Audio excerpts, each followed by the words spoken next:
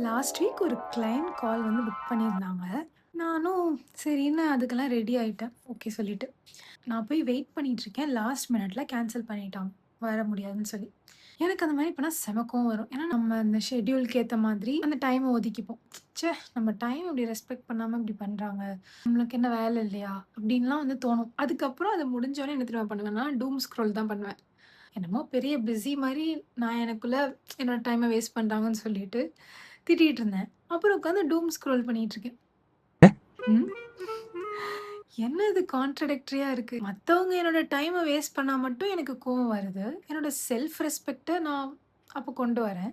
நானே என் கோல மதிக்காம என் டைம வேஸ்ட் பண்ணிட்டு இருக்கேனே! இது எந்த கணக்குல வரும்? அப்படின்னு தோணுச்சு. அப்புறம் தான் எனக்கு ஹிட் ஆச்சு. முதல்ல நம்ம டைம யூஸ் பண்ணி எத பண்றோமோ, அத ஒழுங்கா பண்ணணும். நம்ம ப்ரோக்ராஸ்டினேட் பண்றோம், டூம் ஸ்க்ரோல் பண்றோம். அப்ப வராத டைம் வேஸ்ட் வந்து வேற யாராவது நமக்கு பண்ணா மட்டும் தான் நமக்கு தெரியுது. எதுவா இருந்தாலும் இன்னைக்கே ஸ்டார்ட் பண்ணுங்க. மத்தவங்க உங்க டைம ரெஸ்பெக்ட் பண்ணணும்னு நெனைக்கிறதுக்கு முன்னாடி, நீங்க உங்க டைம ரெஸ்பெக்ட் பண்ணி, உங்களோட கோல்ஸ ரெஸ்பெக்ட் பண்ணி, இன்னைக்கே அந்த ஃபர்ஸ்ட் ஸ்டெப்ப எடுத்து வைங்க. பாய். Until next video.